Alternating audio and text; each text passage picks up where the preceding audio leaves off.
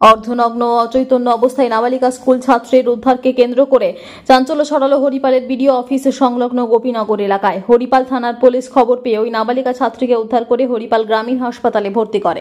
হাসপাতালের মধ্যেই ঘটনার সত্যতা প্রকাশ ও ঘটনার সাথে জড়িতদের গ্রেপ্তারের দাবিতে পুলিশকে ঘিরে বিক্ষোভ দেখায় এলাকার সিপিআইএম নেতাকর্মীরা। প্রত্যক্ষদর্শীদের দাবি, এদিন সন্ধ্যায় নাবালিকা ছাত্রীকে অন্ধকার গলির মধ্যে অর্ধনগ্ন ও অচৈতন্য অবস্থায় পড়ে থাকতে দেখেন এলাকার মানুষ। পাড়ার মহিলারা খবর পেয়ে নাবালিকা ছাত্রীকে পোশাক পরান, নাম ঠিকানা জানার চেষ্টা করেন।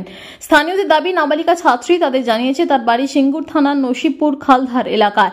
সিঙ্গুর গোলাপ মোহিনী বালিকা বিদ্যালয়ের ছাত্রী সে। অসংলগ্নভাবে আরো জানিয়েছে, সিঙ্গুর থেকে টিউশন পড়ে বাড়ি ফেরার সময় হঠাৎ করেই তাকে একটি 4 চাকা গাড়িতে তুলে নেয় কয়েকজন। এরপর কি হয়েছে নাবালিকা ছাত্রীটি কিছুই জানাতে পারেনি। পরে পুলিশ এসে তাকে উদ্ধার করে হরিপুর গ্রামীণ হাসপাতালে ভর্তি করে। পরিবার সূত্রে জানা গেছে, সিঙ্গুরের একটি স্কুলে 9ম শ্রেণীতে পড়ে ওই নাবালিকা। স্কুলের পাশে এক গৃহশিক্ষকের কাছে টিউশন পড়ে বলে জানা গেছে। টিউশন শেষে নসিবপুরে বাড়ি ফেরার জন্য সিঙ্গুর স্টেশনে যায় ট্রেন ধরার জন্য। এরপর আর বাড়ি ফেরেনি বলে দাবি পরিবারের।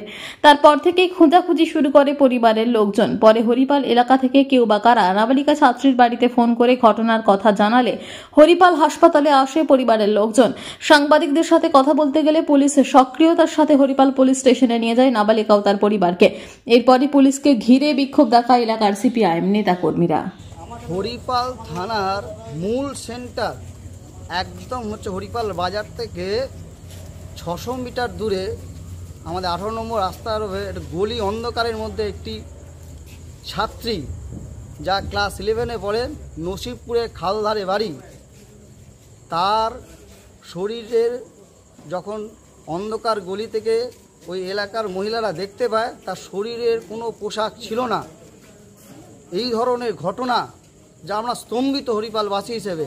আমাদের বক্তব্য সুনিশ্চিত, এই ঘটনার সাথে যারা যুক্ত তাদের শাস্তি দিতে হবে। এরকম একটা ক্লাস 11-এর ছাত্রীর উপর আমরা মনে করি যে শারীরিক নির্যাতন করা হয়েছে এবং সেই শারীরিক নির্যাতনে যারা দোষী তাদের শাস্তি দিতে হবে। এবং নসিবপুরের মেয়ে কিভাবে হরিপালে এলো, কি কায়দায় নিয়ে আসা হলো, একটা গভীর রকমের আমাদের অনেক রকমের প্রশ্ন। আমরা মনে করি প্রশাসনকে এর বিরুদ্ধে কঠোর ব্যবস্থা করতে হবে এবং গোটা রাজ্য জুড়ে যা হচ্ছে তার অংশ হিসাবে হরিপালেও আমরা লক্ষ্য করে দেখলাম এই ঘটনা ঘটল। এবং ইতিমধ্যেই আমরা হরিপাল হসপিটালে এসেছিলাম। সেই ছাত্রীটি হরিপাল হসপিটালে তার প্রাথমিক চিকিৎসা হয়েছে এবং প্রশাসনের পক্ষ থেকে তড়িঘড়ি এখান থেকে তার মাকেও তুলে নিয়ে চলে যাওয়া হলো। আমরা এর বিচার চাই এবং এর জন্য আগামীকাল আমরা রাস্তায় যেভাবে করার এর প্রতিবাদ করব। আপনার নাম? আমার নাম মিন্টু বেরা। দাদা কি বলবেন?